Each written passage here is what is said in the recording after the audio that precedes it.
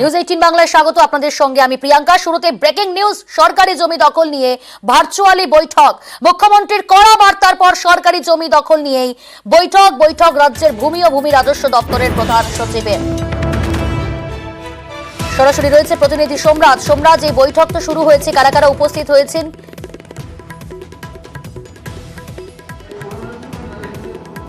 দেখো, দুপুর 1টা থেকে এই বৈঠক শুরু করে রাজ্যের অর্থ সচিব তথা ভূমি ও ভূমি রাজস্ব দপ্তরের প্রধান সচিব মনোজ পন্থ। তিনি এই বৈঠককে পরিচালনা করেন বলে নবান্ন সূত্রে খবর। মূলত সরকারি জমি দখল নিয়েই মুখ্যমন্ত্রীর যে কড়া বার্তা, সেই কড়া বার্তার পরে আজকে বিভিন্ন জেলার জেলাশাসক এবং এডিএম ল্যান্ডের নিয়ে এই মিটিং করা হয় নবান্নের তরফে। এই বৈঠকে একটা স্পষ্ট বার্তা দিয়ে দেওয়া হয়েছে, পুকুর ভরাটের অভিযোগ এলেই সঙ্গে সঙ্গে কড়া পদক্ষেপ নিতে হবে। শুধু তাই নয়, মনোজ পন্থ এই প্রশ্ন তোলেন বৈঠকে যে কেন পুকুর ভরাটের অভিযোগ আসছে। পাশাপাশি ভেস্টেড ল্যান্ডের অধীনে থাকাও পুকুর, যেগুলি সরকারি জমি, সেখানেও ভরাট হয়ে যাচ্ছে। এবং তিনি বৈঠকে এই বার্তাও রাখেন যে ভূমি ও ভূমি রাজস্ব দপ্তরের সম্মান নষ্ট হয়ে যাচ্ছে। তো এই বিষয়গুলো নিয়ে সতর্ক থাকার নির্দেশ কার্যত দেন আজকে মনোজ পন্থ বলেই নবান্ন সূত্রে জানা যাচ্ছে।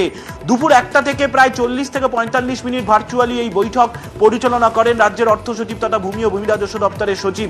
এবং সেই বৈঠকেই মুখ্যমন্ত্রীর করা বার্তার পর আরও বেশ কিছু গুরুত্বপূর্ণ নির্দেশ দেওয়া হয়েছে বলে সূত্র মারফত জানা যাচ্ছে।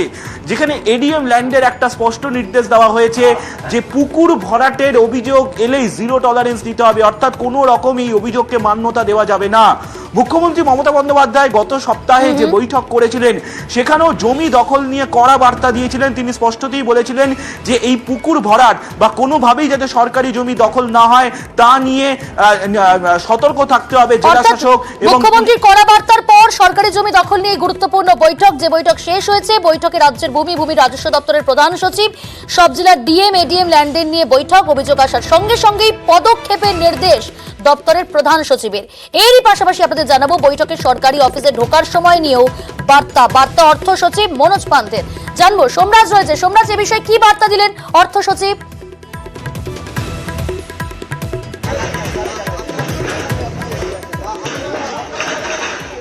সরকারি অফিসে সরকারি কর্মচারীরা নির্দিষ্ট সময় ঢোকেন না বা তার সময়সীমার আগেই বেরিয়ে যান। যদিও নবান্নে একাধিক পদক্ষেপ নেওয়া হয়েছে, বিশেষত ফেস রেকগনিশন থেকে শুরু করে একাধিক পদক্ষেপ নেওয়া হয়েছে নির্দিষ্ট সময় উপস্থিতির তালিকা নথিবদ্ধ করার জন্য। কিন্তু বিভিন্ন জেলায় জেলায় সরকারি অফিসে সরকারি কর্মচারীদের উপস্থিতি নিয়ে এখনো প্রশ্ন রয়েছে।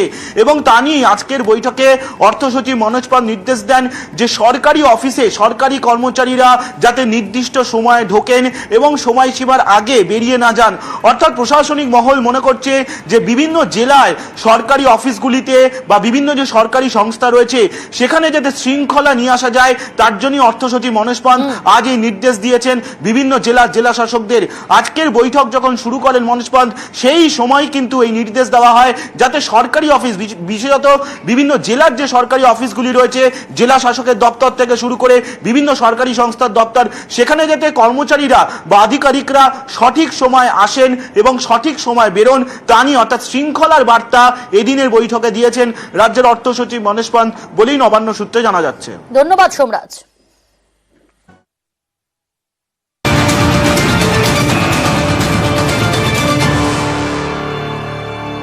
নিউজ 18 বাংলায় স্বাগত আপনাদের সঙ্গে আমি প্রিয়াঙ্কা। শুরুতে ব্রেকিং নিউজ, সরকারি জমি দখল নিয়ে ভার্চুয়ালি বৈঠক।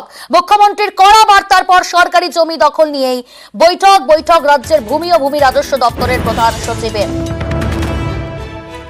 সরাসরি রয়েছে প্রতিনিধি সোমরাজ। এই বৈঠক তো শুরু হয়েছে, কারা কারা উপস্থিত হয়েছেন?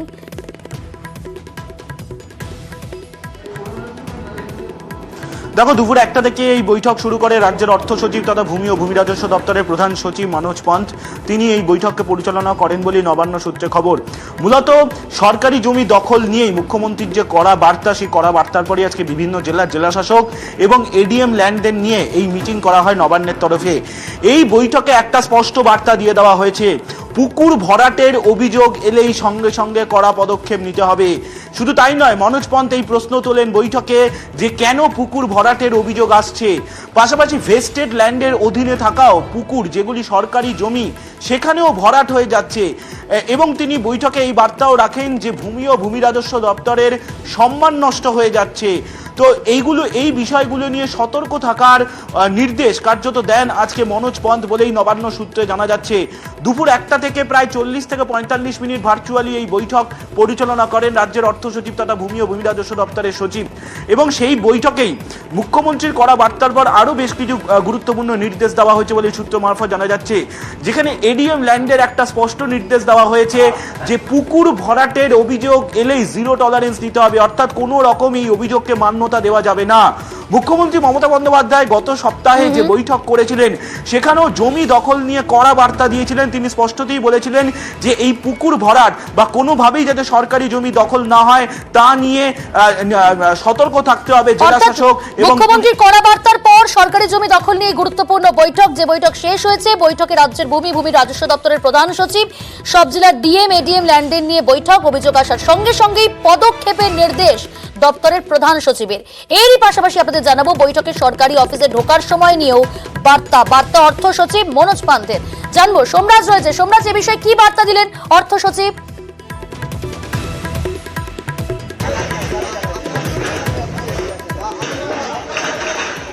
সরকারি অফিসে সরকারি কর্মচারীরা নির্দিষ্ট সময় ঢোকেন না বা তার সময়সীমার আগেই বেরিয়ে যান। যদিও নবান্নে একাধিক পদক্ষেপ নেওয়া হয়েছে, বিশেষত ফেস রেকগনিশন থেকে শুরু করে একাধিক পদক্ষেপ নেওয়া হয়েছে নির্দিষ্ট সময় উপস্থিতির তালিকা নথিবদ্ধ করার জন্য, কিন্তু বিভিন্ন জেলায় জেলায় সরকারি অফিসে সরকারি কর্মচারীদের উপস্থিতি নিয়ে এখনো প্রশ্ন রয়েছে। এবং তা নিয়ে আজকের বৈঠকে অর্থ সচিব মনোজ পাল নির্দেশ দেন যে সরকারি অফিসে সরকারি কর্মচারীরা যাতে নির্দিষ্ট সময়ে ঢোকেন এবং সময়সীমার আগে বেরিয়ে না যান। অর্থাৎ প্রশাসনিক মহল মনে করছে যে বিভিন্ন জেলায় সরকারি অফিসগুলিতে বা বিভিন্ন যে সরকারি সংস্থা রয়েছে সেখানে যাতে শৃঙ্খলা নিয়ে আসা যায়, তার জন্য অর্থ সচিব মনোজ পান্থ আজ এই নির্দেশ দিয়েছেন বিভিন্ন জেলা শাসকদের।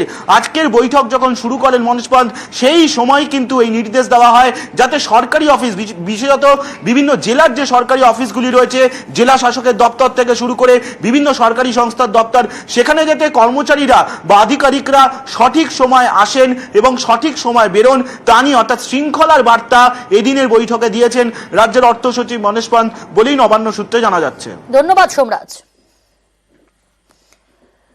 এদিকে লিলুয়ায় জালিয়াতি করে সরকারি জমি দখলের অভিযোগ বেসরকারি সংস্থার বিরুদ্ধে।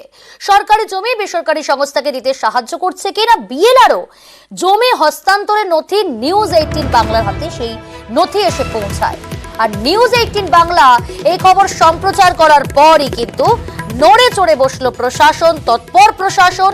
লিলুয়ায় দখল হওয়া সরকারি জমি পরিদর্শনে জগাছাড় বিএলআরও দপ্তরের আধিকারিকরা। দেবাশিস রয়েছে আমাদের সঙ্গে, প্রতিনিধি আমাদের সঙ্গে সরাসরি রয়েছে। দেবাশিস, স্থানীয় বাসিন্দারা কি বলছেন, কতটা খুশি এই যে নিউজ 18 বাংলার খবরের জেরে তৎপর হলো প্রশাসন, এবং প্রশাসনের আধিকারিকরা তারাই বা কি বলছেন? দেখো, অবশ্যই স্থানীয় বাসিন্দারা তারা কিন্তু অনেকটাই খুশি, তার কারণ তাদের জীবনযাত্রাটা কিন্তু পুরো হারিয়ে যাচ্ছিল। তার কারণ সেখানে অঙ্গনবাড়ি স্কুল বন্ধ হয়ে যাবে, সেখানে নিকাশি নালা প্রায় বন্ধ হয়ে গিয়ে জমা জল তৈরি হবে। পরে এই যে প্রত্যেক দিন সকাল 6টা থেকে সন্ধ্যে 6টা পর্যন্ত লরি যাচ্ছে, তাদের স্বাভাবিক জীবনযাপন নষ্ট হয়ে যাচ্ছিল। সেই জায়গা থেকে তারা মুক্তি পেল, ফলে সেই মুক্তির আনন্দ অবশ্যই তাদের মধ্যে রয়েছে। নিউজ 18 বাংলাকে তারা ধন্যবাদ জানিয়েছে। মূলত এই যে জমি দখল, সেই বেআইনি মিথ্যে তথ্য দিয়ে জমি দখল করা, সরকারি জমিকে নিজের জমি তৈরি করে বিএলআরওর সাহায্যে সেই জমি দখল করেছিল বেসরকারি সংস্থা। সকাল 10টার সময় আমরা নিউজ 18 বাংলা সেই খবর সম্প্রচার হতেই 2 ঘন্টার মধ্যে প্রশাসনের টনক নড়ল, যা কয়েক বছর ধরে কয়েক মাস ধরে ঘটছিল না। 2 ঘন্টার মধ্যে সেখানে পৌঁছলো কে?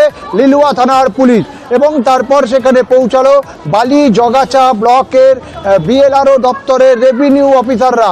তারা যে আমাদের কাছে যে কাগজ আমরা তথ্য দেখিয়েছিলাম, সেই তথ্যের কাগজ নিয়ে তারা সেখানে গিয়ে স্বীকার করলো, হ্যাঁ এই জমি সরকারি জমি, এই জমি কারণ নয়। মূলত এই যে জমি যে খতিয়ান দাগ নাম্বার, সেই দাগ নাম্বার দিয়ে খতিয়ান নাম্বার অন্য 2 ব্যক্তির জমিকে দেখিয়ে এই জমি দখল করার চেষ্টা চালিয়েছিল বেসরকারি সংস্থা।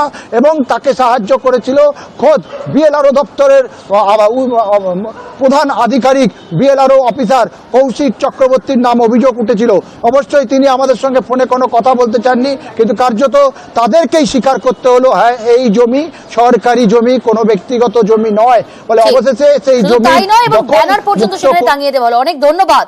রেভিনিউ অফিসার তার কি প্রতিক্রিয়া এই বিষয়ে শুনুন আপনারা। আমাদের যেটা মানে আরএস এর যে রেকর্ডটা আছে, দাগ নম্বর যেটা বলা হচ্ছে আর কি, তো আরএস এর যে রেকর্ডটা আছে এবং এলআর এর যে রেকর্ডটা দেখা যাচ্ছে সেটাতে মানে স্ট্যাটাসটা সালি দেখাচ্ছে, ঠিক আছে, সালি জমি দেখাচ্ছে।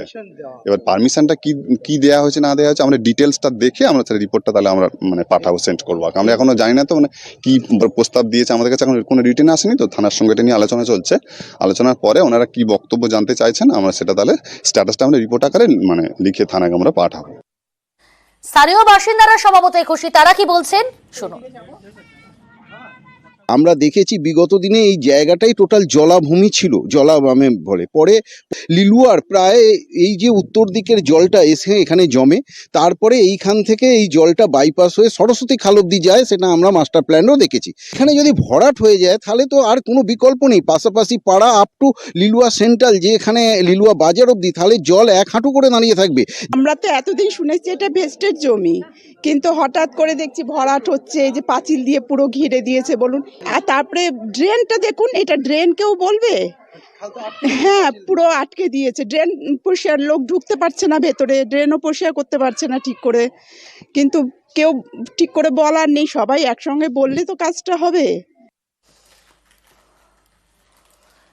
বিএলআরওর সঙ্গে আমরা যোগাযোগ করার চেষ্টা করেছিলাম, কিন্তু কোনো রকম কোনো প্রতিক্রিয়া পাওয়া যায়নি।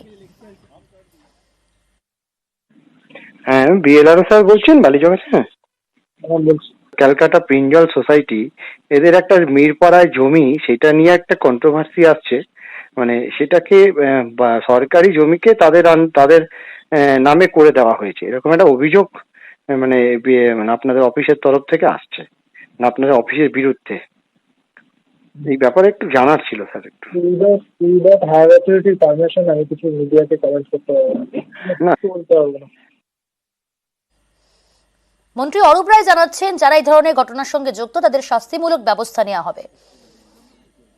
ল্যান্ড ডিপার্টমেন্টের পারমিশন ছাড়া রাজ্য সরকারে কোনো বিএলআরও এডিএম এলআর বা কেউ এটা দিতে পারে না, এইভাবে কোনো জমি দেওয়া যায় না। এটা যদি করে থাকে তারা বেআইনি করছেন, তাদেরকে বলবো এই ধরনের কাজ থেকে তারা বিরত থাকতে। আইন ভঙ্গ করছে, আইন বহির্ভূত কাজ করছেন, তার বিরুদ্ধে নিশ্চয়ই শাস্তিমূলক ব্যবস্থা নেবে সরকার।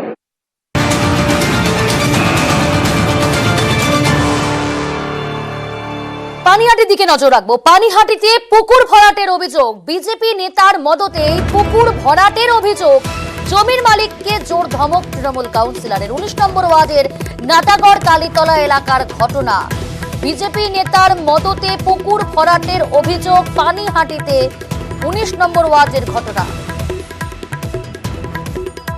আমাদের সঙ্গে রয়েছে প্রতিনিধি সুবীর, জানার চেষ্টা করব বিজেপি নেতার মদতে এই ঘটনা, এই অভিযোগ সামনে আসছে। বিজেপি নেতার কোনো প্রতিক্রিয়া, কি বলছেন তিনি, স্থানীয়দের ঠিক কি অভিযোগ?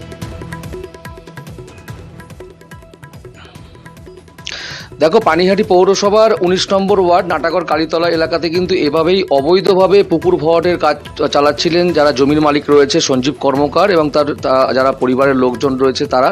এবং এই ঘটনায় কিন্তু স্থানীয় কাউন্সিলর যিনি রয়েছেন সুভাষ চক্রবর্তী, তিনি কিন্তু কিছুই জানতেন না। এবং এই যে জমি মালিক যারা ভরাট করছিলেন তাদের পেছনে কিন্তু মদত ছিল এলাকারই বিজেপি নেতা মলয় চক্রবর্তী, এমনটাই অভিযোগ।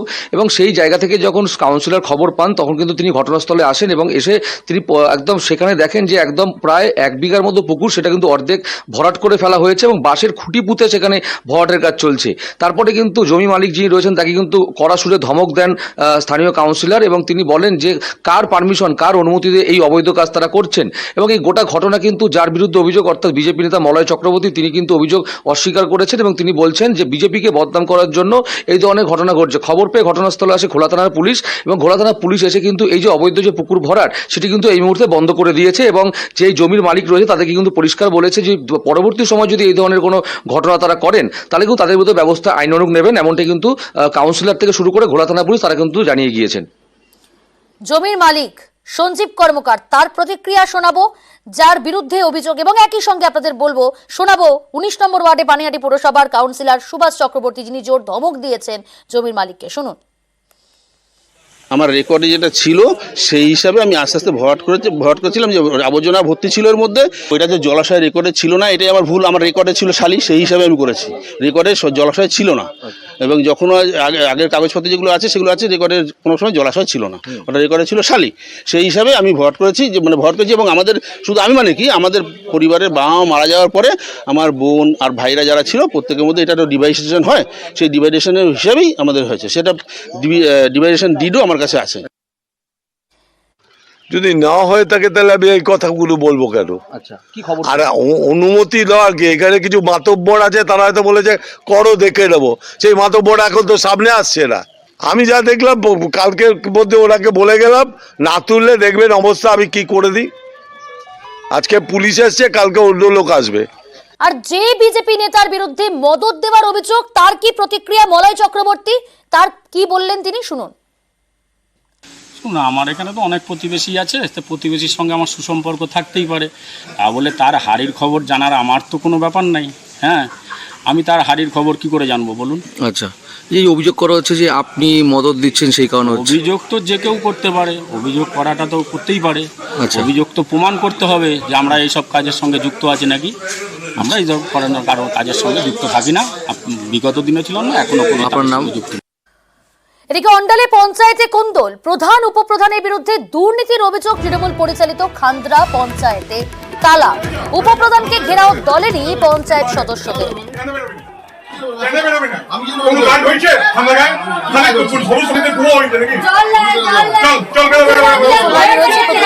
অর্পণ, কি কারণে উপপ্রধানকে ঘেরাও? দেখো, অন্ডালের যে খান্দ্রা যে পঞ্চায়েত অফিস আছে, সেখানে কিন্তু পঞ্চায়েত প্রধান এবং উপপ্রধানের বিরুদ্ধে কিন্তু স্বজন পোষণ করা দুর্নীতি একাধিক অভিযোগ এনে কিন্তু পঞ্চায়েত সদস্যরাই আজকে তারা পঞ্চায়েত উপপ্রধানকে ঘেরাও করে বিক্ষোভ দেখায়। পাশাপাশি কিন্তু তারা পঞ্চায়েত যে অফিস, সেই পঞ্চায়েত অফিসে তারা তালা ঝুলিয়ে যায়, এবং পঞ্চায়েত সদস্যরা তারা যেটা অভিযোগ করছে যে বারবার প্রধান উপপ্রধানকে তারা জানিয়েও কোনো সুরাহা নিচ্ছে না, কারণ বহিরাগত লোক এনে তারা কাজকর্ম করাচ্ছে ওখানে, এই সমস্ত অভিযোগ। কারণ স্বজন পোষণ দুর্নীতি সহ একাধিক অভিযোগ তুলছে বারবার, এবং এই কারণেই কিন্তু পঞ্চায়েত অফিসে তালা ঝুলিয়ে বিক্ষোভ দেখাতে থাকে তৃণমূল পরিচালিত পঞ্চায়েত সদস্যরাই। বেশ, জলের পরিষ্কার হয় না, মানুষ জল পায় না। আজকে দুটো লোকে পঞ্চায়েত চালাচ্ছে, তিনটে লোকে, কোনো মেম্বার দিকে ভালো করে বলা হয় না। স্বজন পোষণ চলছে, আমরা যে সমস্ত জমা দিই, আমরা যে অ্যাকশন প্ল্যানে জমা দিই, একটাও ভালো করে কাজ হচ্ছে না। আগে পাওয়া যায় না, 3টের পর আসে, রাত্রি 11টা সাড়ে 11টা পর্যন্ত অফিস খোলা থাকে। ভারতবর্ষের কোন আইন ব্যবস্থায় আছে যে পঞ্চায়েতি রাজে কোন কোথায় আছে যেখানে 11:30, 11টা, 8টা, সাড়ে 8টা পর্যন্ত অফিস খোলা থাকে? পঞ্চায়েতে দুর্নীতির কাজ হয় 8টার পর থেকে। স্বজন পোষণ বা তৎসবের কোনো প্রমাণ হয়ে থাকে আমি সেদিন ইস্তফা দিয়ে দেবো। এটা সম্পূর্ণ মিথ্যা অভিযোগ। কিছুদিন আগে একটা দল করেছিল, একটা টিম, এটা শক্তি প্রদর্শন, আবার একটা টিম করবে, এটা শক্তি প্রদর্শন। যদি কোনো রকম উন্নয়ন প্রকল্প, উন্নয়নের পঞ্চায়েতের কাজের নিয়ে কোনো রকম আলোচনা থাকে, তারা চিঠি চাপাটি করুক। যে কাজগুলো পঞ্চায়েত দ্বারা করা আমরা অবশ্যই করব। সরকারি জমিতে ক্লাব ভাঙা নিয়ে বিক্ষোভ, মাঝেরহাটে বিক্ষোভের মুখে বন্দর কর্তৃপক্ষ। বন্দর এলাকা দখল করে ক্লাব তৈরির অভিযোগ। ক্লাব ভাঙতে গেলে বিক্ষোভ স্থানীয়দের। টেলিফোন লাইনে রয়েছে প্রতিনিধি শঙ্কু। শঙ্কু, কি কারণে বিক্ষোভ, স্থানীয়দের কি বলছেন তারা? দেখো, স্থানীয়দের বক্তব্য এই যে কংক্রিটের টিনের ছাউনি যে স্কুলটি রয়েছে, অর্থাৎ ক্লাবটি রয়েছে, তার এক পাশে স্কুল রয়েছে, অর্থাৎ শিশুর স্কুল রয়েছে, এটাকে এনজিও চালায়। স্থানীয়দের বক্তব্য যে এখানে প্রচুর জায়গা রয়েছে যেগুলো সরকারি জায়গা এনক্লোজ করে রাখা হয়েছে, কিন্তু আজকে সকাল থেকে পোর্ট কর্তৃপক্ষ তাদের উকিল সহ এখানে আছে, এবং এই যে স্কুলটি চলছে, যে ক্লাবটি রয়েছে, সেটি ভাঙবার জন্য আসে। তার ফলেই কিন্তু স্থানীয় মানুষরা তারা ক্ষুব্ধ হয়ে ওঠে যে তারা বস্তিবাসী, তাদের ছেলেমেয়েরা এখানে পড়াশোনা করে, এইটা যদি ভেঙে দেওয়া হয় পড়াশোনার জায়গাটা চলে যাবে, হয়তো পড়াশোনা বন্ধ হবে। অন্যদিকে কিন্তু তারা অবশেষে কথা মেনে নেয় কোর্টের, তারা এই মুহূর্তে সেই ঘরটি নিজেরা ভাঙছে। তবে দেওয়াল যখন ভাঙতে এসেছিল কোর্টের পক্ষ থেকে আবার কিন্তু তাদেরকে বাধা দেওয়া হয়, অর্থাৎ এখানে কিন্তু মাঝে মাঝেই একটু বাধার সৃষ্টি হচ্ছে। তবে কিন্তু স্থানীয় মানুষরা ওই ক্লাবটি ভেঙে দেওয়ার জন্য কিন্তু অলরেডি কাজ শুরু করেছে। তবে তাদের বক্তব্য যে এখানে যে স্কুলটি চলতো, সেই স্কুলটি যদি কোর্ট, যেহেতু এখানে সম্পূর্ণটাই কোর্টের জায়গা, যদি অন্য কোথাও জায়গা দেয় তাহলে তাদের বাচ্চাগুলো পড়তে পারে, কিংবা তাদের বাচ্চাগুলোকে ওই এনজিও পড়াশোনা করাতে পারে। প্রিয়াঙ্কা, ধন্যবাদ। সেই বাচ্চারা কি হবে বলুন বড় হয়ে? ওরা তো সেইটাই শিখবে যে আমাদের ভবিষ্যৎ আমাদের চোখের সামনে ভাঙছে।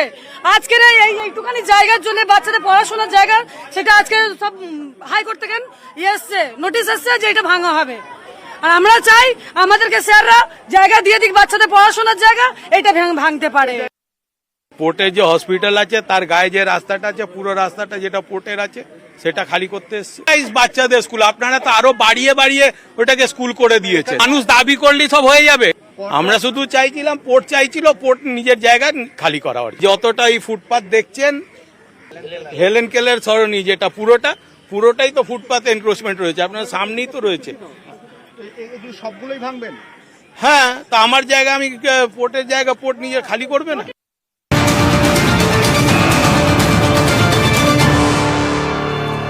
পানীয় জলের দাবিতে রাস্তা অবরোধ। পুরুলিয়া শহরের ভাটবাত এলাকায় উত্তেজনা। কয়েক মাস ধরেই পানীয় জল অমিল বলেই অভিযোগ।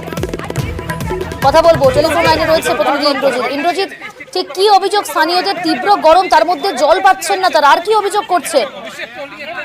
দেখো প্রিয়াঙ্কা, একেবারেই তাই, তীব্র গরম, তার মধ্যেই জলের কষ্ট। এবং পুরুলিয়া পৌরসভার 4 নম্বর ওয়ার্ডের ভাটবান্ধ এলাকার বাসিন্দাদের অভিযোগ, দীর্ঘদিন ধরেই নলবাহিত পানীয় জল পাচ্ছে না। বারে বারে প্রশাসনকে জানিয়েও বা পৌরসভাকে জানিয়েও লাভের লাভ কিছুই হয়নি। তাই প্রতিবাদে আজকে হাঁড়ি কলসি রাস্তায় ফেলে রাস্তা অবরোধ করে দীর্ঘক্ষণ প্রায় 1 ঘন্টা অবরোধ থাকে উইলসকক্স রোড। এবং পরে পুলিশ এসে পুলিশের মধ্যস্থতায় বা পুলিশ প্রতিশ্রুতি দেওয়ার পরেই রাস্তা অবরোধ তুলে নেয় স্থানীয় বাসিন্দারা। ধন্যবাদ। মদের দোকানের বিরোধিতায় এবার বিক্ষোভ। আপনাদের জানিয়ে রাখবো, মদের দোকানের বিরোধিতায় বিক্ষোভ, সবংয়ের ঘটনা, সেখানে বিক্ষোভ মহিলাদের। টেলিফোন লাইনে রয়েছে প্রতিনিধি দিগ্বিজয়। দিগ্বিজয়, মহিলারা দীর্ঘদিন ধরেই বিক্ষোভ করছেন, কি বলছেন তারা, কি অভিযোগ? দেখো, এই যার এই মদের দোকান আজকে উদ্বোধন হওয়ার কথা ছিল, তার সঙ্গে আমরা বারে বারে যোগাযোগ করেছিলাম। প্রথমে অনেকবার রিং হয়েছে, তারপরে কিন্তু সুইচ অফ, তার সঙ্গে কোনো যোগাযোগ করা যায়নি এবং এই বিষয়ে তার কোনো উত্তর পাওয়া যায়নি। সবংয়ের 4 নম্বর দশগ্রাম গ্রাম পঞ্চায়েতের বেহাটি এলাকায় মদ দোকানের অনুমতি পেয়েছে এক ব্যবসায়ী এবং তারপরে আজকে তার মদ দোকানের উদ্বোধন হওয়ার কথা ছিল এবং সেই প্রস্তুতির খবর কিন্তু এলাকাবাসীর কানে আসে এবং তারপরেই তারা বিক্ষোভে সরব হয়। কারণ তাদের যেটা অভিযোগ, যে এই এলাকায় যদি এই মদের দোকান খোলা হয় তাহলে কিন্তু যুবকরা মদে আসক্ত হয়ে পড়বে এবং পাশাপাশি স্কুল রয়েছে, সেখানে পড়ুয়ারা যাতায়াত করে, সেক্ষেত্রে পড়াশুনোর ক্ষেত্রেও কিন্তু একটা ব্যাঘাত ঘটবে বা একটা অন্য পরিবেশ তৈরি হবে এই মদ দোকান খোলা হবে। সেই নিয়ে কিন্তু গ্রামের যারা মহিলারা খবর পাওয়ার সঙ্গে সঙ্গে তারা এসে বিক্ষোভ দেখায়, এমনকি পুলিশ আসলেও বিক্ষোভ দেখায় এবং সেই দোকান, যে মদ দোকান খোলা বা উদ্বোধনের কথা ছিল আজকে, সেই দোকানে কিন্তু তালা লাগিয়ে বিক্ষোভ দেখায়। পরে সবং থানার পুলিশ এসে পরিস্থিতি নিয়ন্ত্রণ করে। ধন্যবাদ।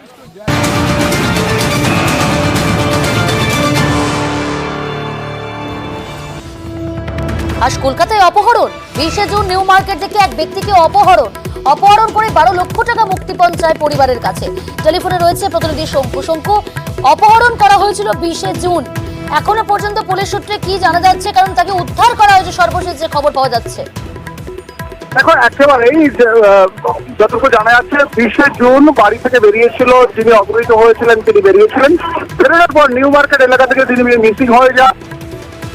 তিনি বাড়িতে ফেরেননি, না ফেরার পর তার বাড়ির লোকজন অর্থাৎ তার বাড়ির তিলজলা এলাকায় তিলজলা থানায় একটি মিসিং ডায়েরি করে। তারপরেই কিন্তু তাদের বাড়ির লোকের কাছে 12 লক্ষ টাকার মুক্তিপণ চেয়ে একটি ফোন আসে।